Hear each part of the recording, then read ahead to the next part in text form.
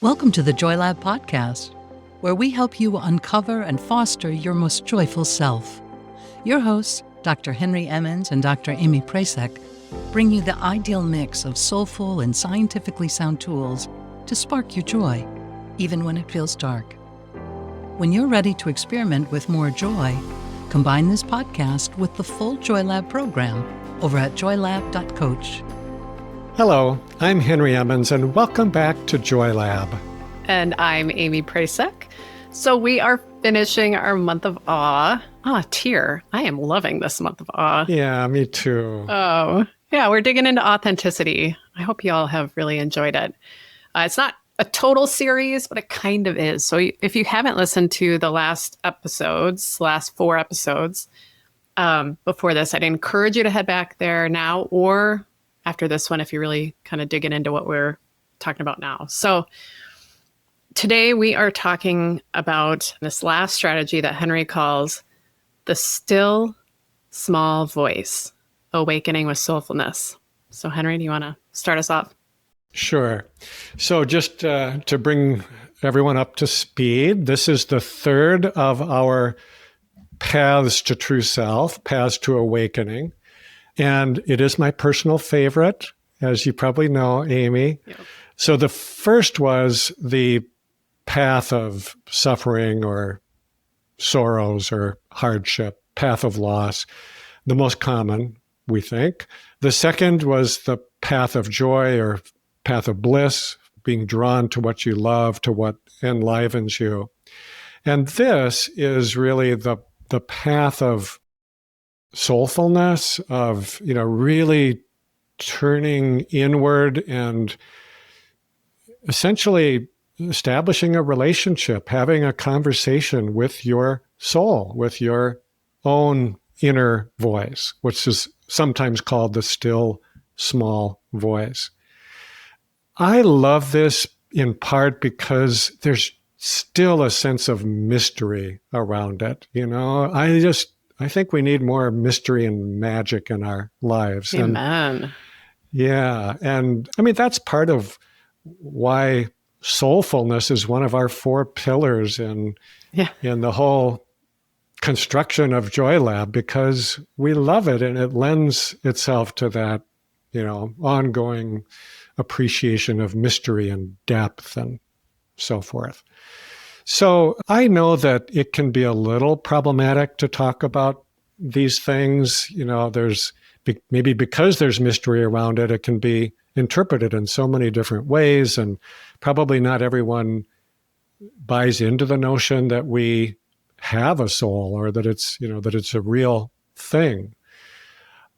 I don't have any question about that, but I'm going to turn to Mary Oliver to kind of support me on this. So the great poet Mary Oliver, who was writing about soul constantly, had this to say: "This is the first, wildest, and wisest thing I know, that the soul exists, and it is built entirely out of attention." It's hard to read that and not be inspired. At least it is for me. I just love that. And that's just, a line of a longer poem. And truly, her poetry is constantly speaking to this, the value of attention and building a sacred connection with the earth and with ourselves around that attention. And so according to her, and I think there's just a lot of wisdom in this, all that's really required here is that we turn our attention inward and that we learn to listen deeply. So I've talked before about my connection with Parker Palmer, the writer and speaker and just kind of a thought leader in this area. And he has a beautiful way of conceptualizing the soul that I just want to try to paraphrase here.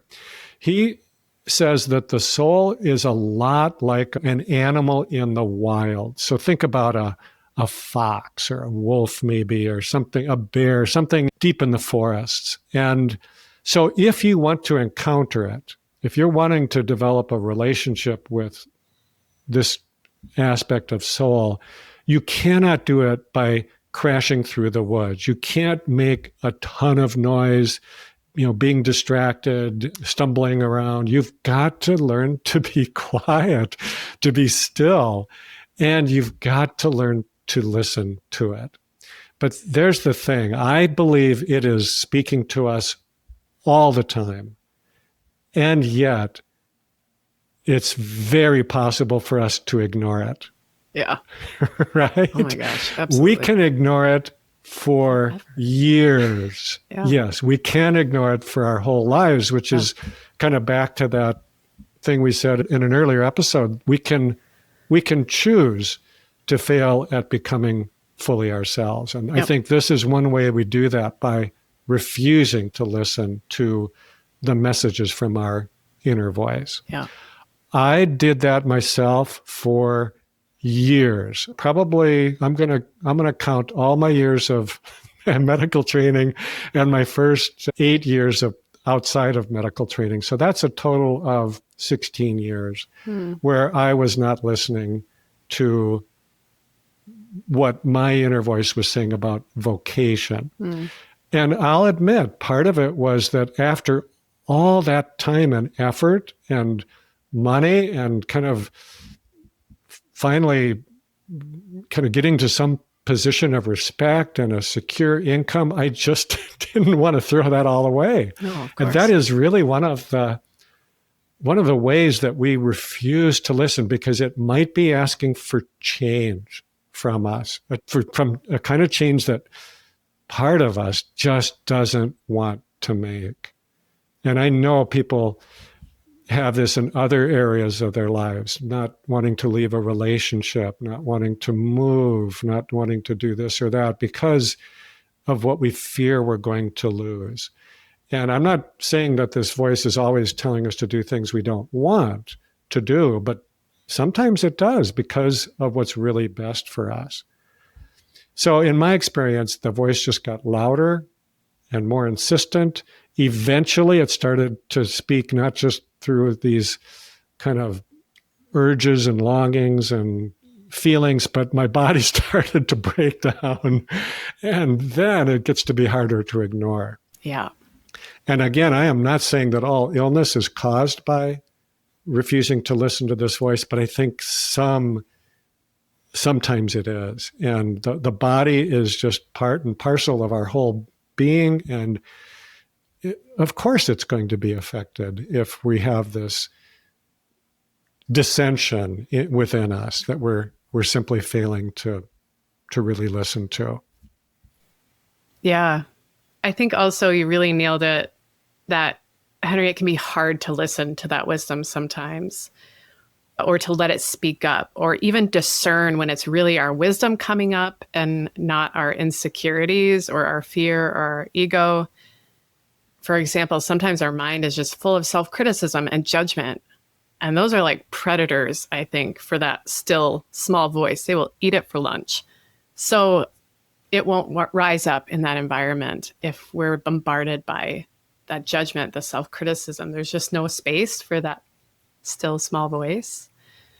And maybe another predator I just want to call out is sort of coming into the search for self with a transactional intention. Let me try to explain what I mean here. We're looking to hear our inner voice as long as we get something good out of it, right? Mm-hmm. And usually something that satisfies our external power rather than our authentic power, our soul, our joy. And Henry, you said this topic is one of your favorites. I totally agree. It is also one of mine. But it also brings up for me something that I love, which is my fascination for cults. And I want to just bring this into the conversation. Please do. This I've got to hear. For a moment. Hear me out, folks. I hope this will be helpful.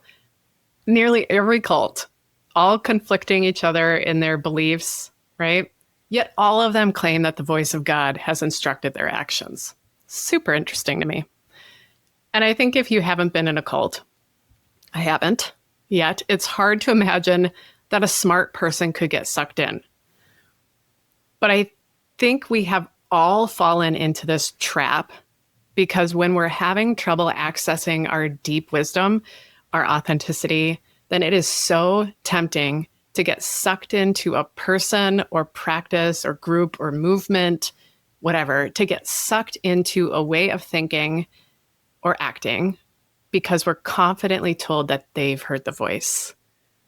They've done the work for us.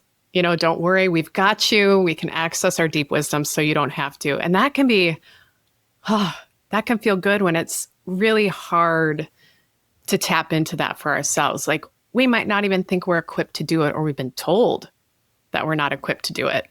So we outsource our wisdom. But expletive. I would say a swear word, but then we'd have to put an E here. But expletive. We are equipped for this, right? Like we can hear our inner voice. It can just be hard, and we may not feel like we know what to listen to or listen for or what to filter out, but we have this ability, every single one of us. So Henry, do you want to get more into that? Like listening to your soul, what to look out for, what to dismiss? Yes, and I just really like your example of outsourcing our wisdom. And the example of a cult is such a clear one. That's thank you. Super helpful. I had no idea that it was, that's where you're going. I just get drawn into the cult conversation, but it's a big one here, I think, when you're claiming the voice of God. But there, as I'm thinking about it, there are so many ways that we outsource our wisdom. And, that's a good example because it's maybe so extreme and clear, but I think they're like gurus or absolutely teachers or books that tell us what we should be thinking or doing, or a parent or a friend or any kind of religious group there's just lots of ways. And I'm not saying we don't need inputs. I think we do need other input. However, I am going on record saying that it is really worthwhile to learn how to have a relationship with this inner voice, with this deeper part of yourself that I'm calling the soul, that I believe is our connection with that which is greater than ourselves, a sacred presence, of some sort. And I believe that it gives us access to this inner wisdom, this deep knowing of what's really good and right for us when we're being our true selves. Yes. So how do we do that? That's kind of your question. I'll just share my experience through this. And honestly, a lot of this I learned through my working with Parker Palmer and the Center for Courage and Renewal and the what's called courage work, which we've talked about before. But I've come to think of this as though you're trying to develop a deep friendship with someone that's kind of quiet and unassuming, that you don't yet know very well. So what does it take to do that? If you really decide, I want this relationship, you've really got to put in the time, don't you? You've got to spend time together. There's just no substitute for that. So that means learning to be still and listen and go inward. And then I think that what you will find, the language of this kind of shy and unassuming friend, is the language of longing, of yearning, of being pulled very gently towards something. It's not generally going to hit you over the head with it, although I think it eventually did for me with vocation. But more of the time, it's just like a soft, gentle breeze through the trees that you just need to be able to learn to attend to. I also think that it uses the language of the heart rather than the language of the mind. And so reading a book about this, unless it's a very poetic kind of book, probably not going to really help you that much. It comes through. The language of the heart, to me, is story, poetry, music. Story is such a great way to get there because it gets around our thinking mind. You were referencing this, Aimee, that the obstacle, really, one of the big obstacles is that we think too much and we judge and we, so it's a way of getting around the ego mind, let's call it. And then this language is also deeply personal. So everyone has their own inner language, which is a little different from everyone else's, but it is always there. And if you really learn to relate to it, you will realize it has always been there throughout your whole life. It never leaves. It's never abandoned you. It is always there. You just have to turn your attention to it and be still and listen. So how do we listen? We set the intention to do that. We're doing this very much on purpose, which also means setting aside some time and space where it is quiet and uninterrupted. It's a little bit like meditation, but not exactly the same thing, because we're really going into this quiet state in order to have a conversation, if you will. And so stillness, I think nature is a great way to bring us in. I have talked about my spot up north near the Boundary Waters where I can be completely alone. And I tell you, it's just the perfect conduit to me. It's like a sacred vortex that you hear about in Arizona. But that's my little vortex, if you will. And then you start to notice what's going on with your inner landscape, your emotions, the physical sensations, your dreams, your longings. And you will know that you're conversing with this authentic voice because it is always 100% supportive, positive, completely non-judging. This is the epitome of self-acceptance and self-compassion. And it is always drawing us toward goodness, toward a higher version of ourselves. It always has our best interest at heart.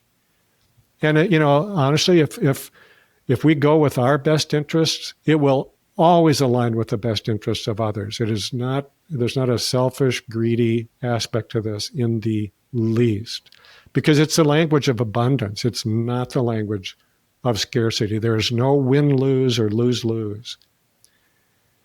It is also the essence of a longing for connection, to be loved and to love in return. Those are some of the things to look for that I think tell us that we're really having an authentic conversation with this beautiful, beautiful part of ourselves that has probably been ignored for most of our lives. Yeah. But it's still there, waiting and willing to engage with us. That's really helpful. Those are also 101 for keeping you out of a cult, right? Maybe. Yeah, always loving. It's always bringing you to a higher version of yourself. I can't help but have a Tom Hamerford quote from Parks and Recreation where he says, I always encourage people to take the high road, so there's more room for me on the low road. But that is not what we're doing here. We are all working on this. We are all trying to work on that high road as a community. There is this I know, I love that quote. There is just this deep connected nature too that we're all working on when you tap into that voice, you tap into that connection. I think that that's that craving too, that deep sense of connection where all of the perceived dysfunctions and perceived screw ups, all that stuff fades away. And we feel that love within ourselves and beyond ourselves. The other thing I think is really helpful, I want to call out that I liked, Henry, to sort of come into this conversation as you're talking with a quiet friend, because I have a hard time with small talk. And so if there's somebody that isn't helping me with small talk on the other side of the conversation, I feel very anxious and awkward. And I think that's how it can feel at first when you're trying to do this work. Like it can feel very sort of awkward and uncomfortable. But then it does start to get more comfortable as you get accustomed to that type of listening. So I think that's really helpful. Yeah. Thanks. Yeah, this is such a great series on authenticity, or kind of a series on authenticity. I really enjoyed it. I hope you all enjoyed it as well, getting into this stuff. I feel like we got into a lot and then just also touched the surface. So let us know if you found these episodes helpful, if they resonated with you, and maybe what you want to get into a little bit more. If you have some questions, just comment in the podcast app you're listening to or on YouTube, and we'll see it. So next episode, we're going to start a new element of joy, and I'll wait until next episode to tell you about it. What? I know. So to close us today, let's hear some wisdom from Rumi on accessing our still, small voice. Out beyond ideas of wrongdoing and right doing, there is a field. I'll meet you there. When the soul lies down in that grass, the world is too full to talk about. Thank you for listening to the Joy Lab podcast. If you enjoyed today's show, visit joylab.coach to learn more about the full Joy Lab program. Be sure to rate and review us wherever you listen to your favorite podcasts. Please remember that this content is for informational and educational purposes only. It is not intended to provide medical advice and is not a replacement for advice and treatment from a medical professional. Please consult your doctor or other qualified health professional before beginning any diet change, supplement, or lifestyle program. Please see our terms for more information.